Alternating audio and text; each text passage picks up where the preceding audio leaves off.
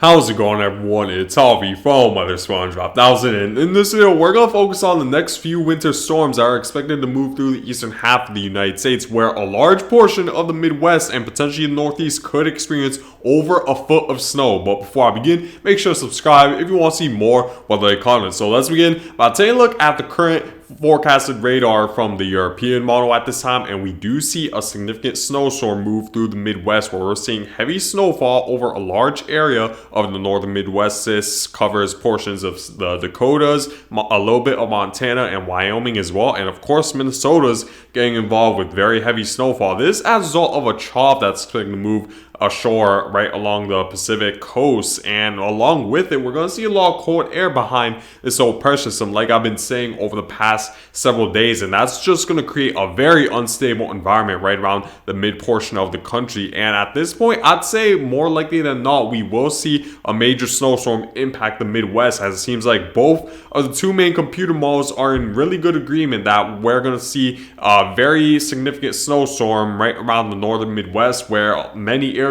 could experience over a foot of snow. In some localized areas, I wouldn't be surprised if we do see 2 feet of snow. So this will definitely certainly be one of the more bigger snowstorms you experience this winter right around the northern Midwest, and you need to prepare as if it's on its way, because of course certainty is a lot higher at this point now that it's around 4 to 5 days out. Of course, there's still time for the forecast to shift, but it seems like 2 of the main computer models are in pretty good agreement. There's still questions regarding the track, and exactly how this will impact the Northeast still has yet to be seen, because while there is certainty that this snowstorm will impact the northern Midwest, there's still uncertainty regarding how much snow will fall in the Northeast, because while we do see a powerful nor'easter based on the European model's depiction, if we were to take a look at the GFS model as of the latest run shows a different story, where it doesn't want to bring much of any snow to the Northeast outside of maybe portions of Pennsylvania and the mid-Atlantic. This would impact more so the areas further southward into Virginia, and even Washington D.C. and the Delmar Peninsula gets a little bit more involved in this scenario. But we don't see a significant nor'easter nor a significant snowstorm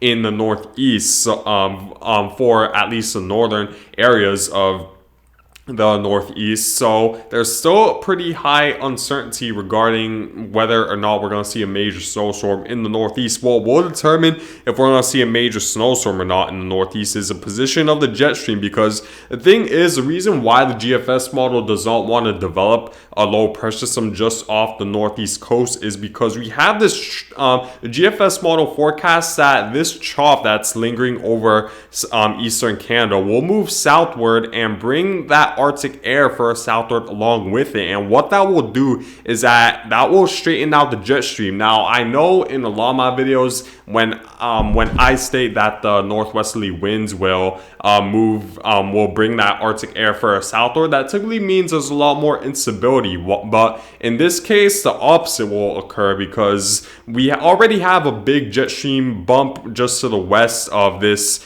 just to the east of this low pressure system. And what this cold air that this low pressure system is bringing down will do is force that bump to subside, and it will straighten out the jet stream to a point where there won't be enough instability for another low pressure system to develop for a snowstorm to impact the Northeast. And that's exactly what the GFS model is forecasting right now. It expects a little bit too the northerly winds to be a little bit too strong in the Northeast, to a point where it'll straighten out the jet stream and we see a lot less instability for a powerful low pressure system to develop. And as a result, we sort of see this storm just fizzle out or just move south and not really bring much of any snow to a large portion of the Northeast. So we're going to need to wait and see. Really all depends on the position of this low pressure system. If it's a little bit further eastward and further away from the Northeast, to a point where it won't bring that cold air south enough to reduce this bump we're seeing ahead of this low pressure system, then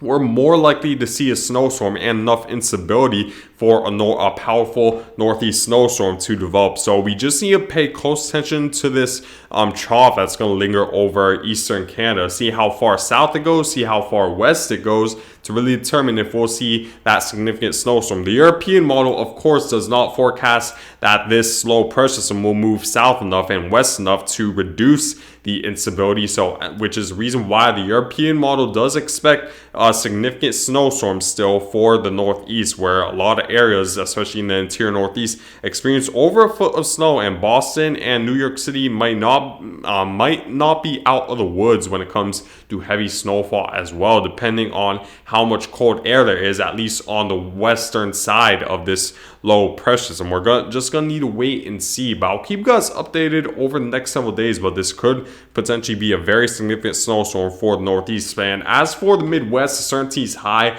at this point. Like I've been saying, the instability is going to be strong enough, and it seems like the computer models have honed in on who's going to get the heaviest snowfall. If we were to take a look at the snowfall forecasts from the European model, assuming that 1 inch of rain equates to 10 inches of snow, we do see many areas of the Midwest experience over a foot of snow, and we see that snow extend into Wisconsin, Michigan, and a large portion of Minnesota as well. And this impacts some of the bigger cities as well, such as Minneapolis could get involved with very heavy snowfall, and Milwaukee, and even as far south as Chicago, you could get involved with snowfall. And you see that if the European model's case of a significant snowstorm is correct, then we could see potentially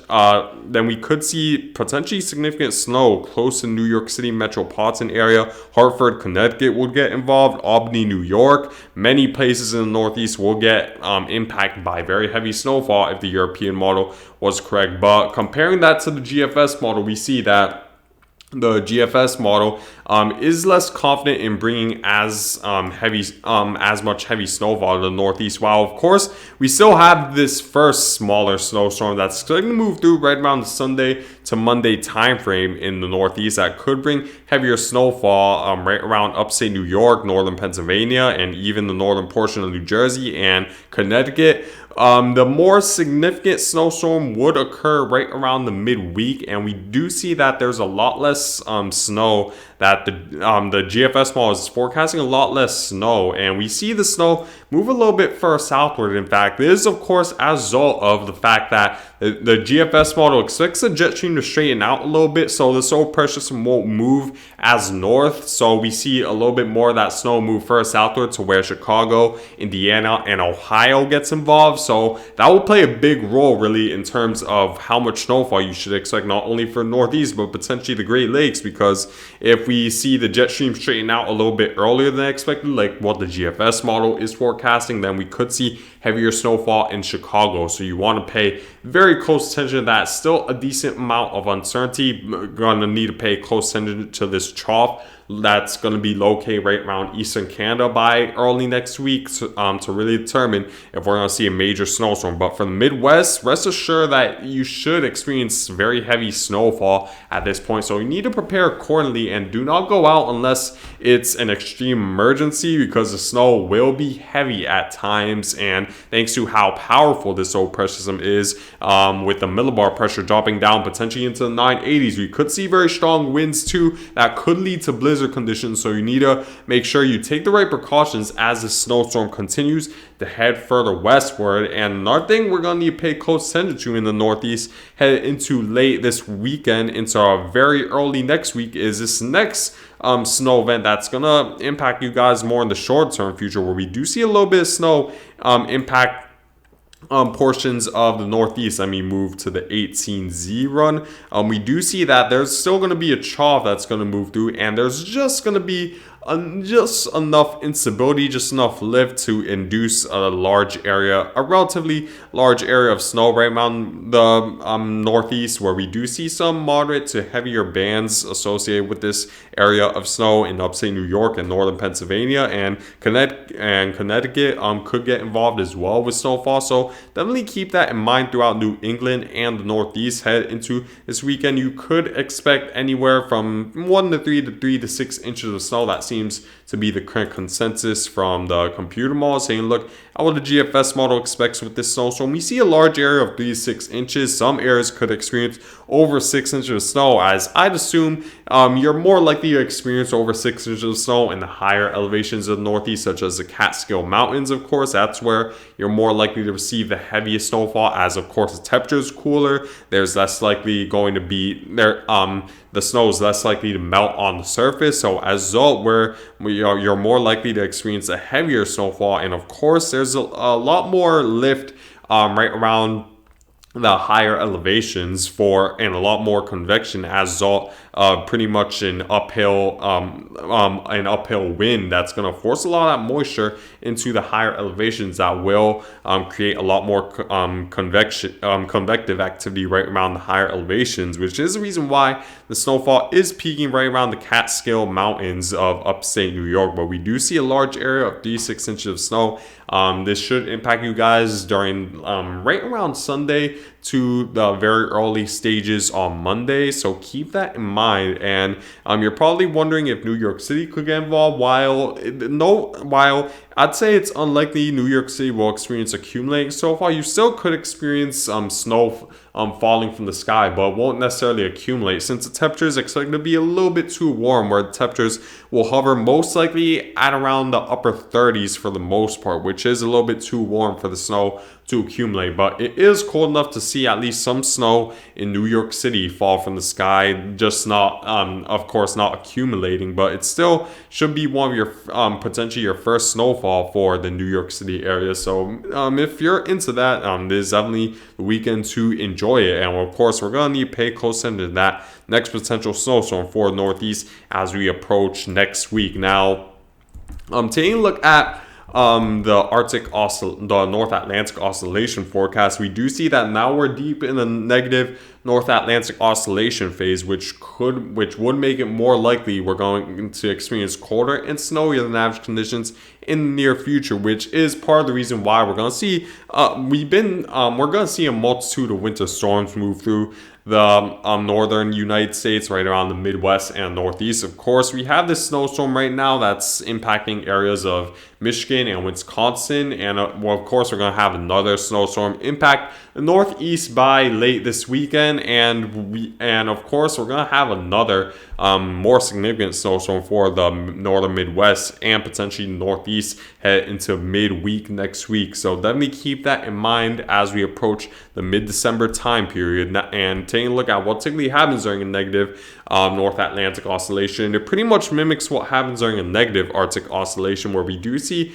more significant jet stream dips as a result of weaker westerly winds, thanks to the fact that we are seeing that during a negative Arctic oscillation, we see a weaker Greenland low and a weaker Bermuda Azores high for the winds to be a lot weaker. So there's a lot less likely of a chance that the winds would be strong enough to trap that cold air in the polar regions. And as a result, that cold air is more likely to meander further southward, and we're more likely to see the polar vortex fluctuate and bring the colder and snowier than average conditions to the United States. So definitely keep that in mind as we approach the late December and mid-December time period for the United States. Now, I'm taking a look at my snowfall forecast when it comes to the next few snowstorms that are expected to move through. So in areas in the northern Midwest, you could experience 12 to 24 inches of snow, which is very significant for you guys and would be one of the more significant snowstorms